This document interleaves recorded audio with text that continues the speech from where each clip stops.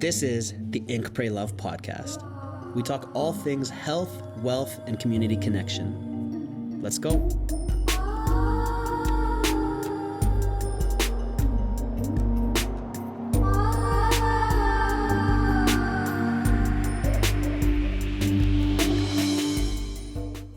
Welcome to this episode of the Ink, Pray, Love podcast. We are here in the Lighthouse Studios in Bali, and I have peppermint on my nipples.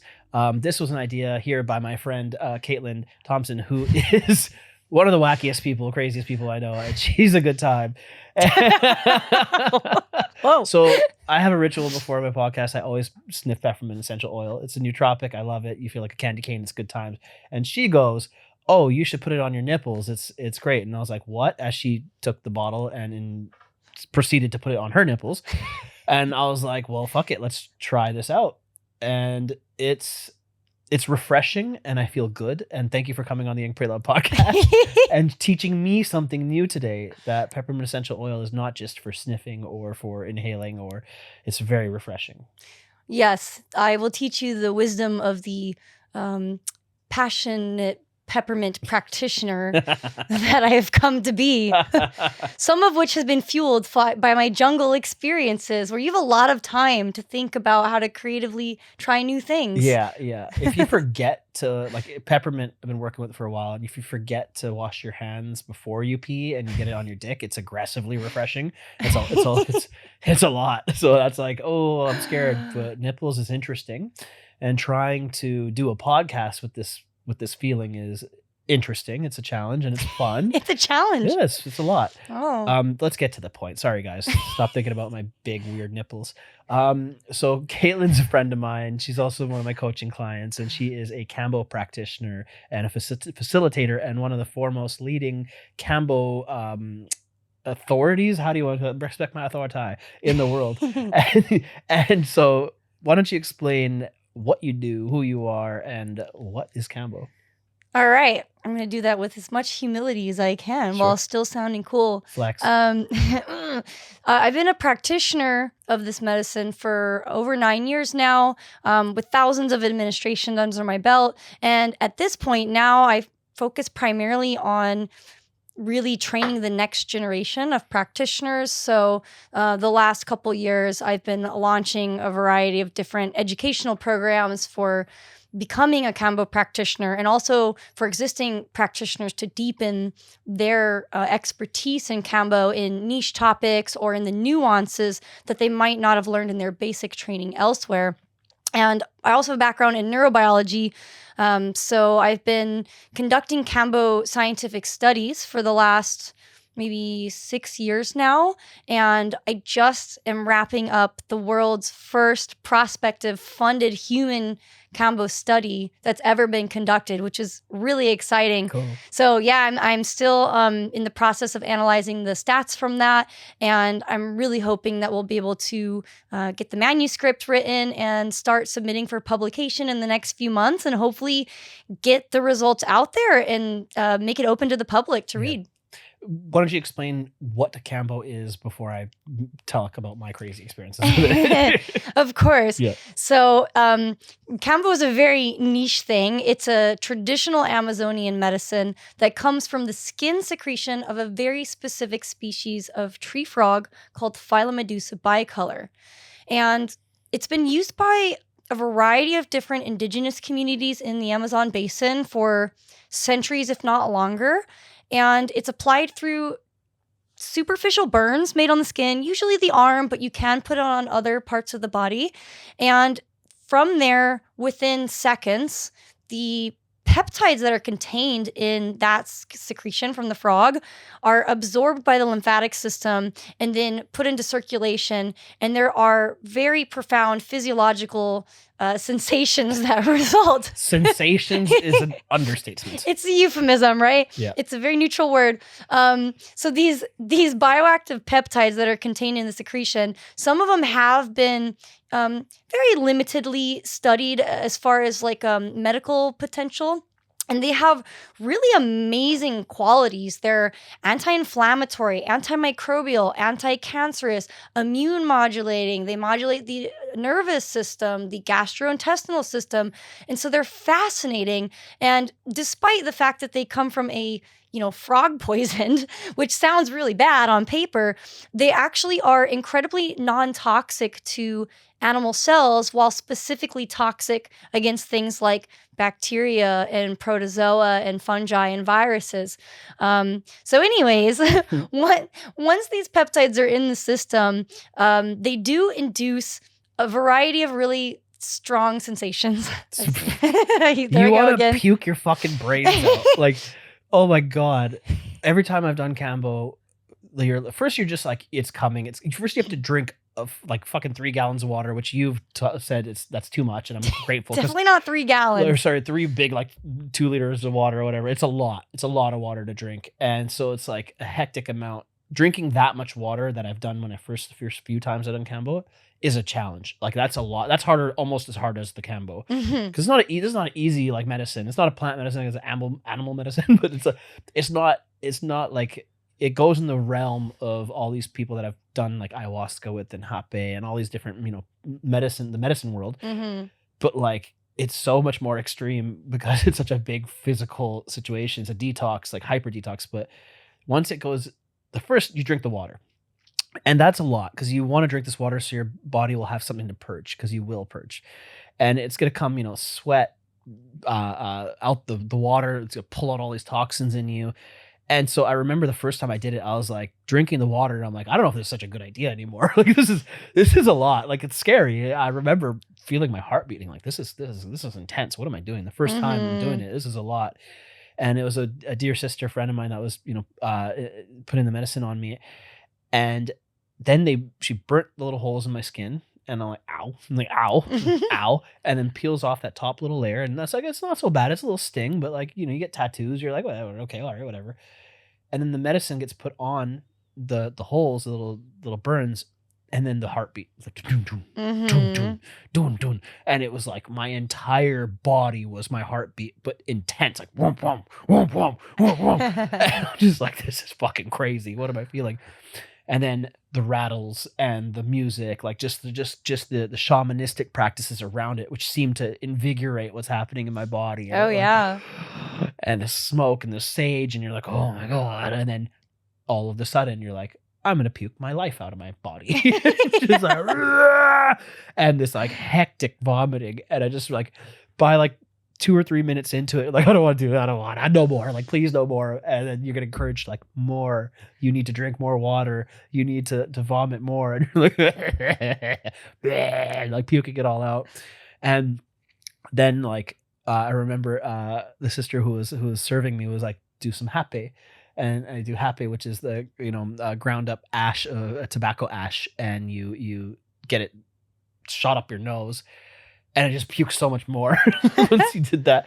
And it was so clearing. And when I looked at the bucket of puke I had in front of me, it was bright green. And I was like, whoa, like that was in me. And I just thought of all the drugs I did in my 20s. And I was like, oh, that's the same color of the drugs, like the oxys I was doing, like nasty, like gross, right? So I was like so happy that was out of me. And I just felt this big cathartic, energetic, spiritual release of this hold that these like toxins were in me still at some cellular level that I needed to purge out of my system to like get the remnants of the drugs out of me. And I just felt so much more clear. I mean, I swelled up like a frog and it was a crazy situation because then I had to go back home and I was having like a bit of an allergic reaction. So I had a antihistamine and I laid in my rice paddy villa. This is like 2017 and I was about to start building Karma House.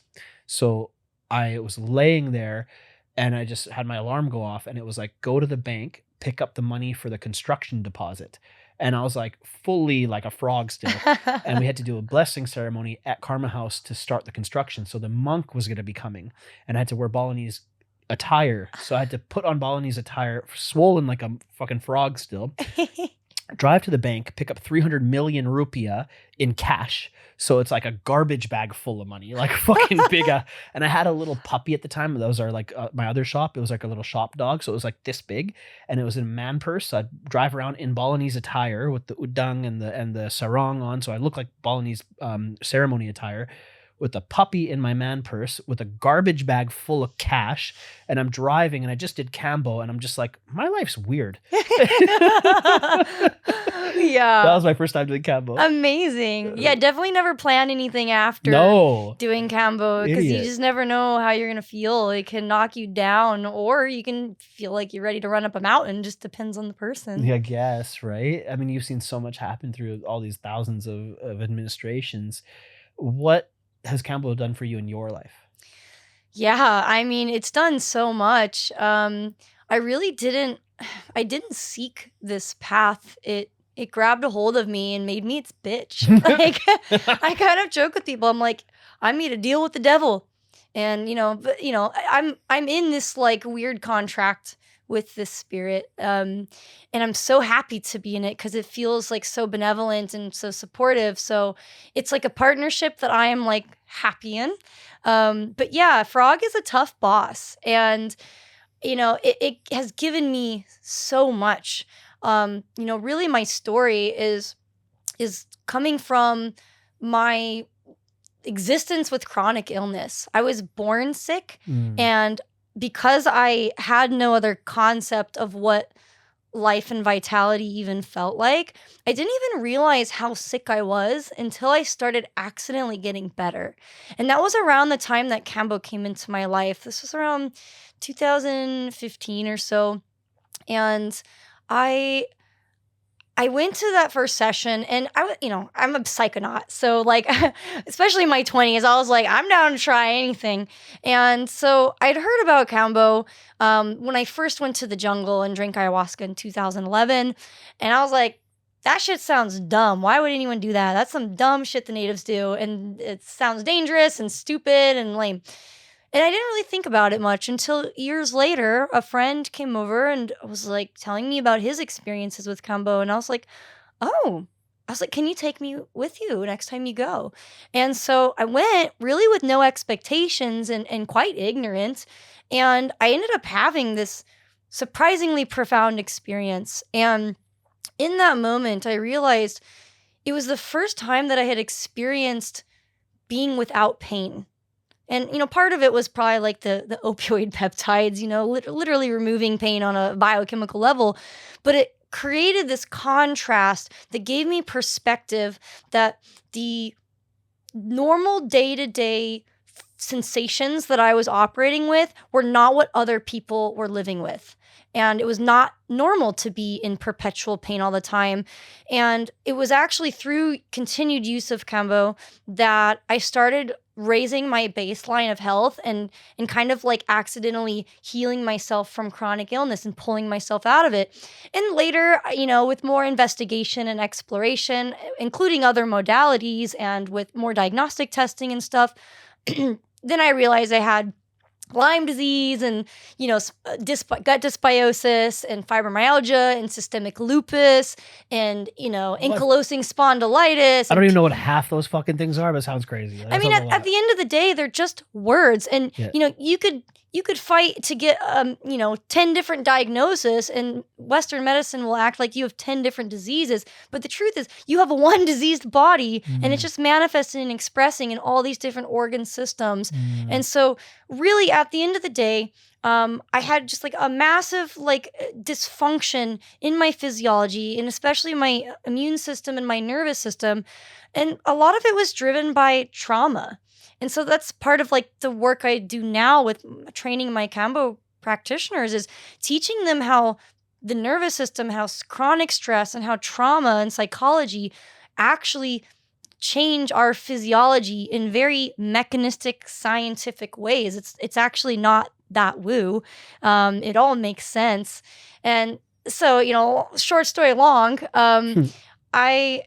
this medicine gave me a level of awareness of what I could achieve in feeling healthy and feeling vibrant. And, it also gave me not only that, but purpose, deep purpose. It gave me a tool to share with my community, my friends and my family, and provide healing. It gave me financial stability, which is really important when you have chronic illness and you're struggling to hold a part-time job.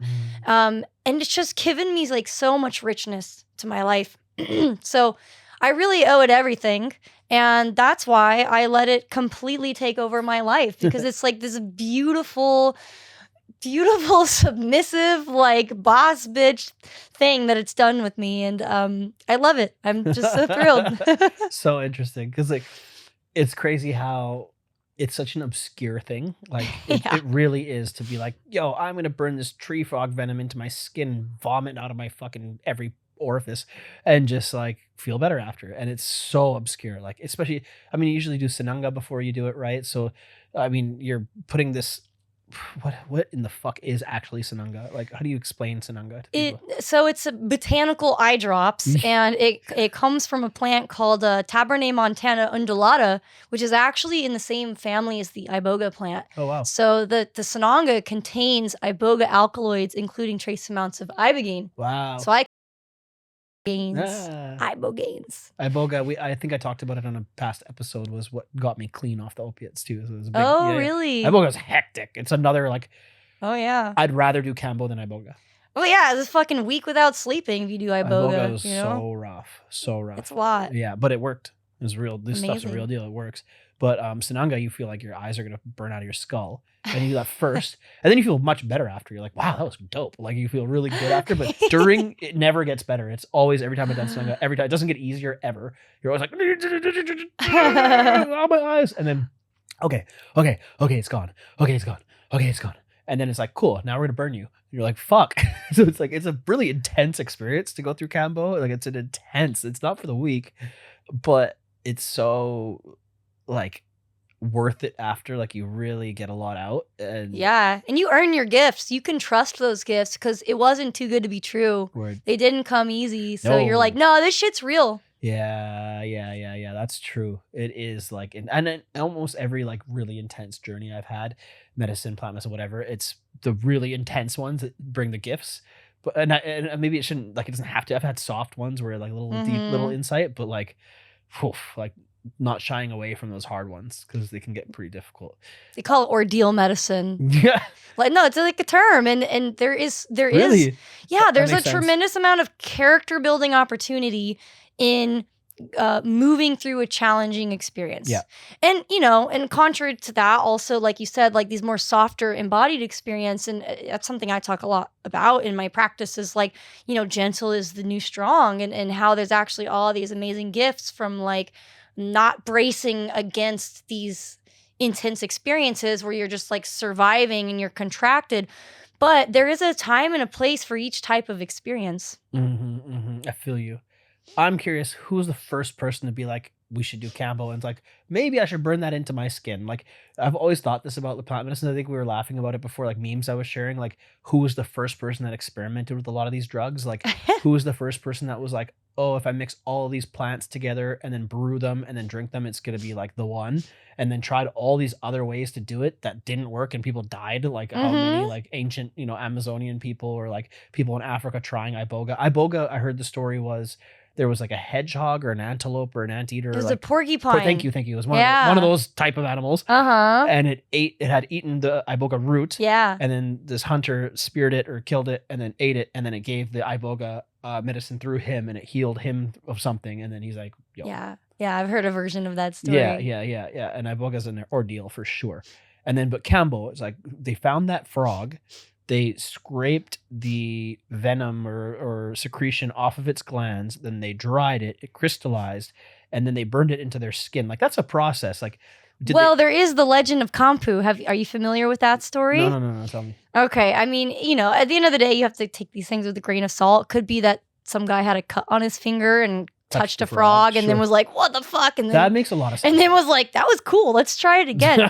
But that makes a lot more sense. The story goes is that there was, and I believe this is a Katsukina story. They're one of the oldest groups, I think, to have been known to use Kambo. So this shaman named Kambo, medicine man.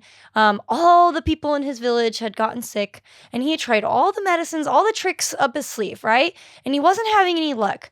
So there's different versions of the story, but some say he went into a trance, some say he drank ayahuasca, whatever. He went into some sort of like altered, open, expansive state, and then in that place, he received a download of, to use this frog and how to use it. Some say he was found lying all kind of like stretched out, kind of like they tie the frog, the crucifixion, as they say. And then he had the frog in his hand with the directions on what to do. And then he applied the medicine to all of his people and cured them. And then it was great. And when he passed away, it was said that his spirit went into all of the frogs holding this medicine. And that's actually where the word Kambo comes from. It's like telephone from Kambo. So that's the story. Interesting. Okay. I can get behind that. Also, if somebody had a cut on their hand and touched the frog, Right. makes a lot of sense. Like that also makes a lot of sense. But then like the ayahuasca thing, from what like Andres, who was on the podcast, and he became a shaman and initiated in the tribes as well as you were, and like he was I was like, who's the first one who like did ayahuasca? And it's like, well, there was these elders that were really tapped into this to the spirit of the Amazon, and so they're like, and I totally believe that, because there's people who are just way more sentiently connected to things that like more normal people aren't. And like, sure, I bet you there's people who can talk to the forest, or the forest can give them clues or illuminate different things, and so different plants would talk to them and they'd be like, okay, try a little bit of this, a little bit of this, swirl it around, make a juice out of it. Yeah. And then they try it, and then they're communicating with giant anacondas, because that's what Andres was initiated by, a giant anaconda. And I was like, no, like, what do you mean, like a person dressed as one or something? He's like, no, a real snake. And I was like, wait, what? Like he my friend literally went into the jungle with a bunch of Amazonian shamans, and they drank ayahuasca and went to where this anaconda lives. That's like a sacred magical anaconda, a real snake. Whoa. Yeah. Like I was like, wait, what? Like I had to like stop him like 4 or 5 times. I'm like, real snake, right? Like, actual, you saw this snake real. He's like, I swear to God, I was next to this giant snake. I'm like, what the fuck? Like, I really need to know this story fully, please. Yeah. Because I need to be there for this. And they sit under this tree where this giant anaconda lives, and it's the anaconda that is embodied with the spirit of ayahuasca. And they would sit, and it was like telekinesis, and he was obviously on a lot of ayahuasca, and he was able to communicate with the snake. Like a parcel tongue. Like a what? He's a Slytherin. Yeah, totally. Just the largest one, right? And it was like, okay, I could believe in that. Like, there's so much mysticism in different indigenous cultures that are like, they're tapped into some other stuff. And I feel like, well, maybe if you didn't have like Facebook, or you don't have cars, you don't have all these things that are like taking away from the frequency of you and the earth, like, okay. Yeah. Okay. I mean, the jungle is a vortex. Right. Like, some weird shit happens there that's quite unexplainable. And Like what? Like, what have you experienced? I know you've been down in the jungle a lot, right? yeah, I mean, I have spent a lot of time down there. Like, so the indigenous people, they have like superhuman abilities, and they have very compromised abilities in other ways. Like, some of their executive functioning is like different than like modern cultures, but then they have other gifts that are like really amazing. Like the Matses, for example, are primarily who I work with, but we'll be like on a fucking boat for 17 hours, and it's, there's no buildings or anything. It's just trees and river, and it's the same shit over and over and over. And then it's dark, and there's like no lights, and suddenly they see the tree that indicates to them to duck in, and that this is where the village is that we're going to. And I'm like, how in the hell did they recognize that tree and know that this is the freaking tree? It like their acuity for detail when it comes to like flora and stuff, and like infrastructure of like the jungle and canopy and stuff is remarkable. I've also heard of just crazy stories, like this one maestro, this 80-year-old man that I spent a lot of time with. He's got face tattoos and everything. There's like stories of him killing 7 monkeys with 1 arrow.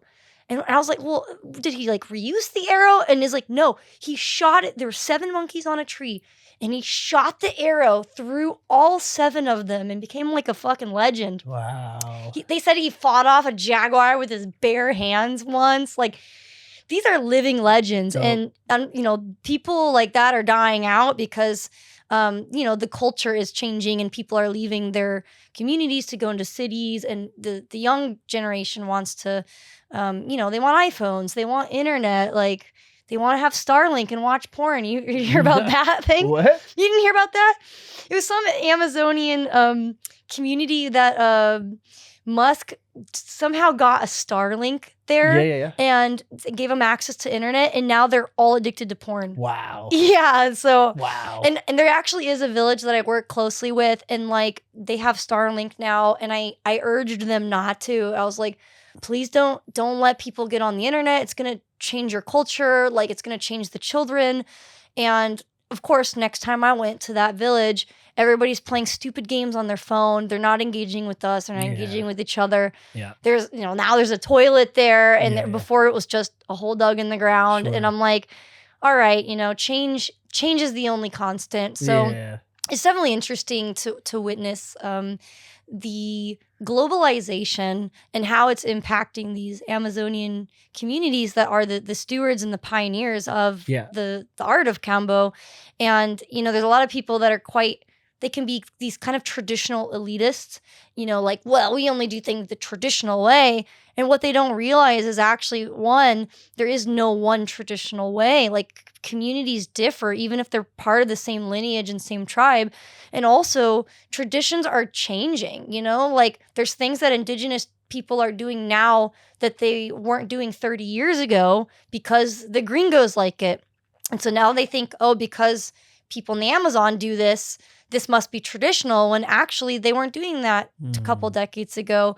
So it can be a very hairy thing to parse out. And people sometimes, you know, can be very attached to dogma, and they don't necessarily want you to call out the reality, which is that all cultures change over time. You know, like we're not living like people did in ancient Greece or Mesopotamia or whatever.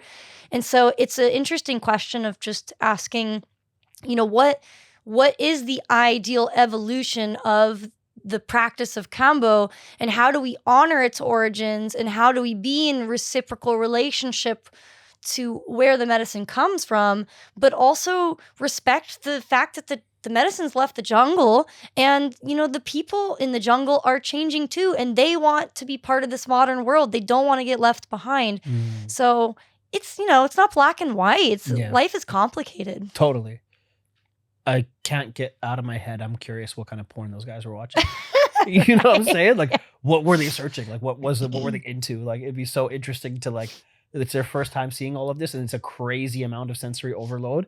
And then, like, who's the first Amazonian person to find porn, and what did they look at? Like, it's a very, very interesting, like, that's just interesting. Yeah, so talk about an anthropological study right there. Yeah. How long someone do their PhD on that? Right? That's super interesting. How long did it take for them to get into some weird shit? You know, like, did it start off with like Amazon porn, and then you know, like Amazon themed porn, and then it like slowly got weirder and weirder and weirder, and then it's into like anime, hentai, like tentacles. Yeah, it just got really weird. Like, how long did it take to get really weird? Yeah, that's so funny. So funny. And what would they think if they seen like shemale porn and stuff? Like, what would they think about that situation? They're like, oh my god, what's happening? Like, these are like mutant people. Like, what would they think? You know, it's so interesting. Yeah, I mean, some of them they think cell phones are like an oracle from God. You know, like pretty magical. A few years ago, the children were like enamored with looking at pictures of themselves on cell phones. Yeah. And now, you know, some of the kids have their own cell phones, and it's been like that was 4 years ago. Wow. It's crazy how rapidly the culture in the Amazon is changing. Super wild. What who should do Kambo? Like, who's it for? You know, Kambo offers so many benefits to so many people. And I tend to talk a lot about the physiological benefits of Kambo, because that's, I think, the easiest for most people to wrap their head around. But there's actually a tremendous, you know, opportunity for emotional, psychological, and spiritual healing, which is harder to describe, especially if you haven't experienced it. But Kambo really helps improve lot of different conditions, especially like chronic illnesses, chronic infections like Lyme disease, Epstein-Barr virus, even herpes. It's great for pain. It's great for metabolic syndromes, for gastrointestinal problems, autoimmune conditions. It's also really useful for addiction and like mitigating withdrawals and things like that. It's really good for depression, really good. That's what the study is really highlighting, is that it has amazingly powerful sustained effects against depression symptomology, for anxiety, for trauma. You know, people are able to kind of access their trauma differently and then modulate their nervous systems as a result of that trauma differently. So, and then on a spiritual level, this is hard to describe, but there is an expansive quality to it that it's unlike any other substance on this planet. It's not quite like a psychedelic. It's not quite like meditation. It's not like breath work. It really is its own unique realm. And it's not a psychedelic substance. It's not hallucinogenic. So you are pretty, you're like grounded in this reality. Definitely there's maybe a 30-minute period where you probably shouldn't operate heavy machinery just because you're so sick and You vomiting. can barely operate a toilet when I'm on it. Exactly. But as far as like, you're not in an altered state of consciousness. And yeah, it's, I'm just going to let you guys find out for yourself, what can be expanded from your own psyche and spirit in that process. But to answer your question, because I haven't actually done that yet, almost anybody can get benefit from Kambo. There's a few people that probably shouldn't try Kambo. There's certain health conditions or concerns that might put someone at an increased risk of a harm or an accident. But for the most part, it is a really, really safe substance, even for people with very fragile health. I've worked on people that were like pretty fucked up, and the medicine itself is like quite gentle and forgiving. So I would say the vast majority of people can receive benefit. If someone's had a heart condition or a history of heart attack or potential or history of like stroke, aneurysm, embolism, if someone is pregnant, there's always risk of the fetus being aborted. We don't really know the effects on, breastfeeding if the child is quite young, though the matses will start, they'll give Kambo to a baby as young as 1 month old, but Whoa. that's jungle life, it's different. And yeah, but still, a lot of the contraindications that have circulated the industry are largely theoretical. Kambo in the West is actually quite new, so we're still learning really what the risks and benefits are of Kambo, and there's virtually no science on it. So we're really sourcing this all from like our experience in the last 20 years of Kambo being in the West, essentially. So we're very much in the guinea pig stage. But I think also more importantly than, whether someone can benefit from Kambo or not, because anyone can, is the expertise and skill level of the facilitator. Yes, the medicine on its own is amazing. However, I find that the right facilitator, it can be the difference between having a healing experience or a traumatic experience. And trust me, I've met a lot of people that have had traumatic experience with Kambo and they didn't get benefit from it. They're like, yeah, I didn't get it. I don't know what I got from it. And I think one of the beautiful things that have manifested in the modernization of Kambo is the ceremonialization of it. So contrary to popular belief, in the jungle, there ain't no fucking ceremony. There are no songs, there are no sage, there are no prayers. You fucking sit on a log and you barf all over your friend's foot next to you. And like, there's no one helping you. There's like no one there to remove the points. There's no one there doing a medical screening and checking to see which medications you may be on. It's really quite casual.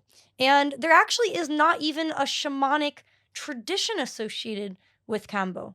So that is all made up. Wow. Yeah, and people don't realize that. That's like when they try to tell me, well, I do things with the traditional ceremony. I'm like, that's not even a real thing. Like, trust me, I've spent a lot of time with matses, and there's just not a lot of Is frill. there other tribes that do the ceremony, or is the whole thing a song and dance? I think the whole thing's a song and dance, but Oh, it's something that I continue to investigate because I'm sure. trying to make sure that I know the truth, right? Sure, sure, I sure. keep going deeper and deeper, and I'm like looking for like the secret or the Yeah, ceremony, and so far I haven't found it. And that's I've gone fucking pretty fucking deep. that's so interesting, honestly, because it's like now I'm like, would I prefer the ceremony or without the ceremony? And when I did it with Andrea's guys, there wasn't a big ceremony around it. It was fairly casual. The Mm, ayahuasca was more ceremonial. yeah, And I'm like, I'm glad there was that aspect of it to respect the medicine and like we're doing a thing here. Yeah, okay, let's treat it with some reverence and respect. And I'm like, that's necessary. yeah. And it's interesting with the Kambo aspect, they were a bit more chill about it. And I was kind of like, I brought my friends along. I brought Damien. It was his first time. It's his birthday today. Happy birthday, Damien. And so he was on the pod. And so it was like, yeah, okay, we went up there and the Kambo part was a bit more chill. And I feel like the ceremony helps a little bit because it's such a fucking intense experience that like it helps it. I don't know, dress it up. I don't know, like you respect it. Like, Yeah. because I feel like if you're going through something so intense and it's so casual, it's somehow worse. You know what I mean? It's kind of like, uh, Well, it's a lost opportunity. yeah, And maybe. I'm a big fan of the ritualization of Yeah, Kambo. ritual's important. I think really it is utilizing the power of consciousness medicine. Yeah, yeah, Because yeah. we know how powerful our thoughts are. I mean, you look at the placebo effect, it is the most studied drug intervention in the entire world. And we see it as an obstacle to scientific research. Like, oh, we have to do an entirely second set of like experimentation because there's this really annoying phenomenon that happens where someone decides they're going to heal and it works. Yeah, How yeah, yeah. annoying. And like, why the hell are we not like looking at like, what is that? Yeah, And so I actually feel like the ritualization of Kambo, it really takes advantage power of of intention. yeah. And when someone is articulating and able to really be clear on their intention, and then they put themselves through a very real physiological ordeal as this amazing symbol of their intention, it's alchemy that happens. And so you take this powerful physical experience, combine it with a set and setting in a container, and it just creates magic. Yeah. And I do think Kambo has some magic on its own, but I think when you add the ritualization, you 10x it. And so I'm a big fan of like, let's evolve these practices to meet the needs of who's using them, because in the jungle they don't have fucking childhood trauma. Like, they're not using Kambo for their psycho spiritual to align their chakras. They're using it so they have enough energy to go hunting for 2 days and bring food back so they don't starve to death. Because they do it before they hunt because it sharpens their senses, right? And their endurance, and it reduces their need for food and water. Is that how it originally was used commonly, was for the hunt? Yeah. Okay. It's literally a magical aid. It's not even a medicine so much for sickness traditionally. It was a medicine to improve hunting skill. Wow. And then they had like a few side things that they would use it for. But yeah, the way we use it is completely different. Interesting. Than how the traditional use is, which is basically as like some voodoo shit, Yeah. I can't stop thinking about like Joe Rogan doing it and then going hunting elk. Like, like, okay, let's give it to some like people that are going to go bow hunting and like see how it goes. Yeah. But they're probably not doing 8 dots like what they gave me on my birthday. Like 8 dots was a lot. That is Like, a lot. it's a lot because I'm a big guy and I've done it before. Okay, I get it, but that's a lot. Like 8 was quite the sensation, quite the sensation, quite the sensation I was feeling, right? But like 2 or 3 dots is probably a bit more like shanti, and it's gonna be like a little bit more relaxed, right? Yeah, that's super crazy. Just think of and see things that way, and it makes me want to do it again, like with you, because I wanted to do it on your training, but it was just not the right time for me. Like, but I'd like to do it before you go or when you're back. I'd like to experience that with you, and just to see it in a different format. Because I totally agree with you. The facilitator really matters, especially if you're going through something intense like Kambo. Like, that's an intense thing, so you want somebody there. It's kind of like, okay, if you're having a baby, it's like that's an important thing. Like, have somebody who's good at delivering babies and Yeah. that has the right energy involved in it too. That's not a frantic mess or like all their bullshit's coming into the Yeah. birthing or whatever you're doing, right? It's important that the space is held properly. Mhm. I was amazed though, like I was surprised how many more people now are shamans or facilitators of different things, like especially living in spiritual communities in Bali and seeing people from Tulum and Costa Rica and Kopangan and all these like quasi spiritual places that have power that are dope. But like, there's so many more people that are like, you know, now this. So it's like it's more than ever because it's obviously popularized, and of course the spiritual communities are more, but there's a lot more like shamans named Jeff, kind of thing out there, right? Like Shaman Greg. one of my buddy did shaman Greg, shaman. There's a guy named Doug, I think, in LA, and my boy, like close buddy of mine, was gonna do bufo with this dude. They're like, oh, it's a shaman, and it was with some trusted people, and he was like, all right, and he got there, and the guy's name was Doug, and he's wearing like a tracksuit. I know who you're talking about. You heard of it? You heard the story? Yeah. Yeah. I know that guy. In LA, and it was like something that, and my buddy was like, nah. Like at the place looked at him, he was like, nah. He's like, I'm not sitting with you, Doug. No offense to Doug. I never met you. I just thought it was a funny story to hear. Maybe you're powerful, but my boy was like, nah. It was funny. Man, what's some of the other crazy things you've seen during ceremonies? During ceremonies, man, when I'm put on the spot, it's like I'm just going through a catalog of, and then it's all a blur. Yeah. I mean, I think I've definitely had people shit on my couch. I've definitely had people vomit all over me. I remember one time I had like just come home. I was working at UCSD and I was wearing like nice clothes. And then I started serving this girl. And this was when I still walked people to the bathroom. Now I have them crawl because it mitigates the fainting risk significantly. Just a little pro tip for you guys listening.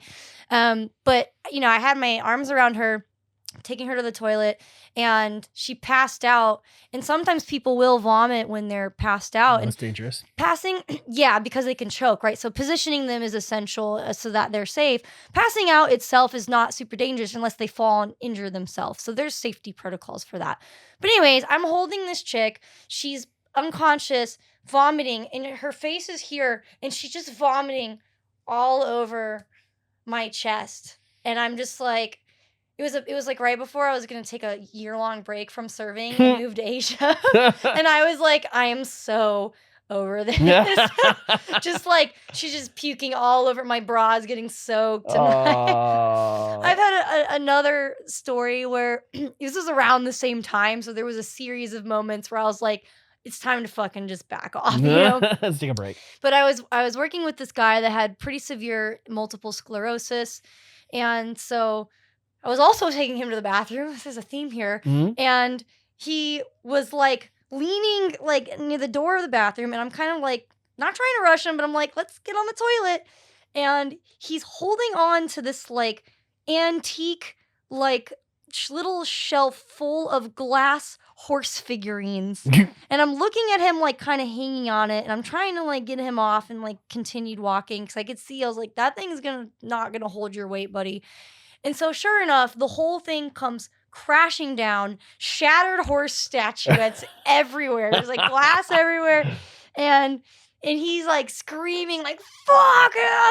And the irony was that day we had put points on his liver meridian, which is supposed to represent anger. Yeah, exactly. Yeah. It's releasing anger. And I'm trying to like keep it cool. I'm like, oh, you just broke all my fucking horse figurines, you asshole. But I'm like, it's okay. Remember, you're letting out anger. It's all good. So then I eventually get him on the toilet. And I'm like sweeping it up. So I have a lot of stories like that where I'm just rolling my eyes, and I'm just like, kind of like you when you're going to your Balinese ceremony, you're just like, how the hell did I get here? Like, yeah. Like, what am I doing here? The other day, I was doing like an online supervised self-administration, and I'm like, I'm getting paid to watch someone throw up on Zoom right now. Like, I'm sure there's an OnlyFans for that. If you would have asked me, 10 years ago what I was going to be when I grew up, I never would have told you this. Yeah. But it's fucking great. That's awesome. Like, it has captivated my attention, and I am nowhere near bored of it. So what's next in your world of Kambo? Yeah, I mean, I I feel like I'm always rapidly evolving, and because I'm a bit ADHD or ADD or Me whatever too. in my Yep. own ways. Yep. So I like to constantly be creating. And now that I have stepped into more of like a teacher and authority and a leadership role, I am now moving towards building my empire and building my team, because I can't hold this all alone, and nor do I want to. I want to be part of a movement where people are being unified in their shared passions for Kambo and helping people, and for our shared values of integrity and protecting this medicine and helping it be integrated into the global world with grace.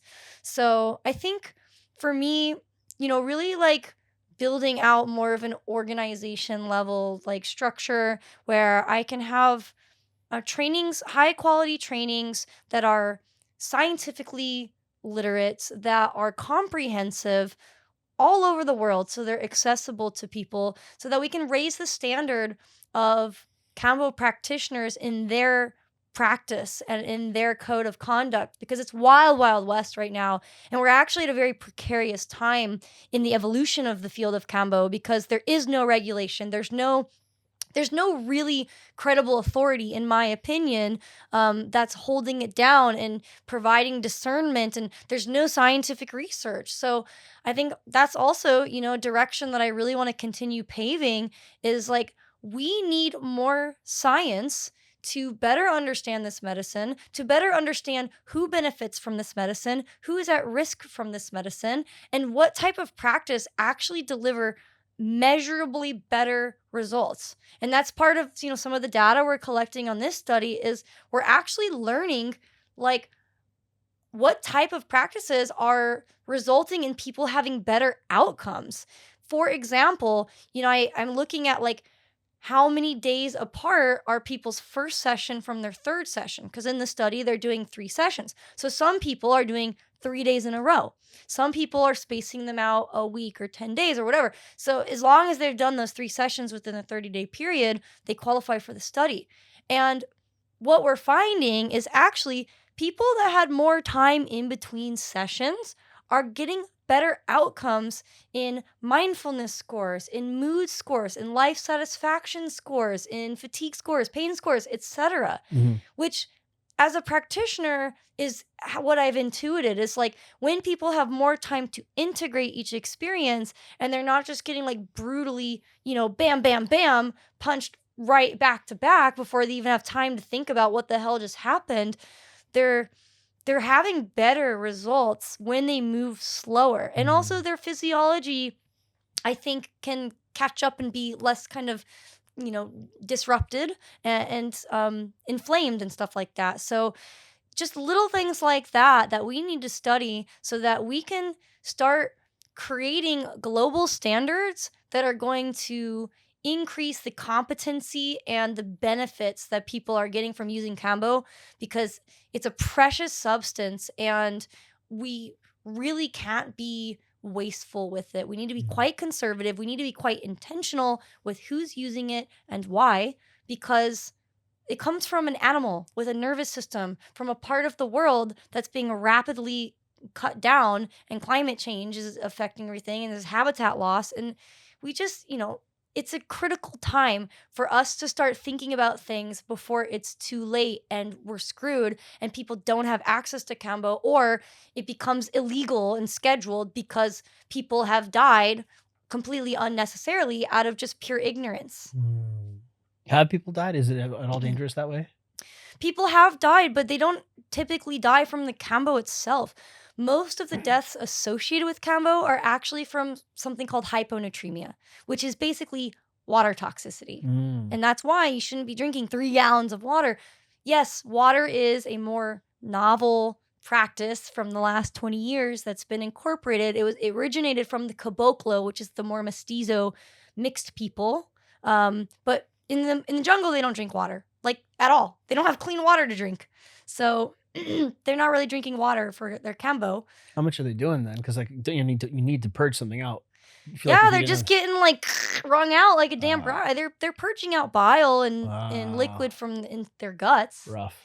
Yeah. So, yeah, water toxicity is the number one reason that people die from Kambo Oh. is like they have electrolyte disturbances because they think they should be on these ayahuasca diets where Mm. they don't eat salt. So they're like, not eating salt and then they're drinking all this water and then they're doing Kambo and then they're having, their cells in their brains swell because the water in your body is trying to equalize between the inside and the outside of the cell.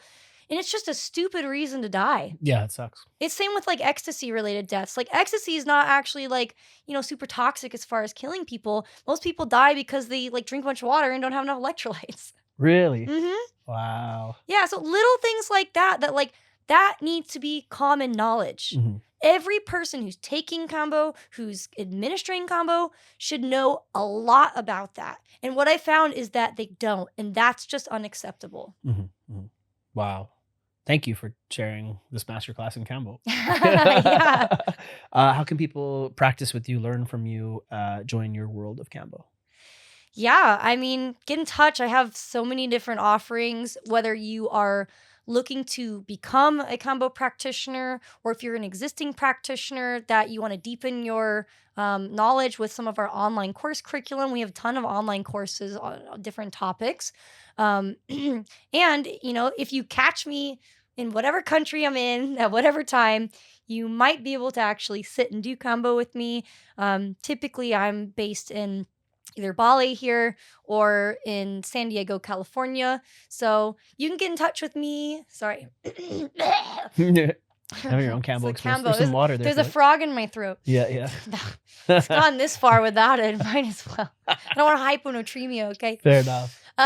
People can follow me on social media, Medicine Frog Kambo, or you can go to kambospecialist.com. You can go to medicinefrogkambo.com. And if you are looking for a Kambo practitioner near you, I also have a directory website called kambofinder.com where there's hundreds of practitioners from all over the world that are listed on there. So you can find one that's actually close to you and read their reviews and filter by experience level and yada, yada, yada. So very cool. So many resources. Just like find me on the internet and then poke around and people will find something fun in there for everybody. Thank you so much. Appreciate you coming down here and sharing your wisdom and what you do. And I hope that people get to experience the sensations of Kambo with you. The sensations, just like the peppermint sensations. That was a good time. Highly recommend practicing with my friend here and maybe also trying peppermint on your nipples. Thank you for coming to this episode of the Ink Pray Love podcast. Please share the episode with any friends of yours that are interested in Kambo or working with Caitlin, and share with anybody that you think would enjoy the podcast. Help us grow the show. Leave us a review. Do the subscribe thingy. It costs you nothing. Helps us grow the show. I appreciate you for doing that. And we'll see you on the next episode. Peace out, homies. Big love. Thank you so much for listening to this episode of the Ink Pray Love podcast. I hope you found it inspiring, entertaining, funny, and also feeling a little bit more present and connected to yourself. Please leave a review and like and subscribe and do all those things. I'd really appreciate that. As well as if you're feeling in a giving mood, this podcast is there for the charities that I love to support. Go to www.aaronbaya.com/charity and get some of those good karma points. This podcast is brought to you by Lighthouse Studios in Bali, as well as Full Reset Coaching. That is my coaching practice. And if you're looking for help in business, inner game impact, and building your legacy to be something you're proud of, your brand, your business, and how you walk the earth and who you impact, and also having the mindset and the heart set to be able to be happy handling it all, I'm here for you. Just DM me. Let's go. Peace out, homies. I'll see you on the next episode.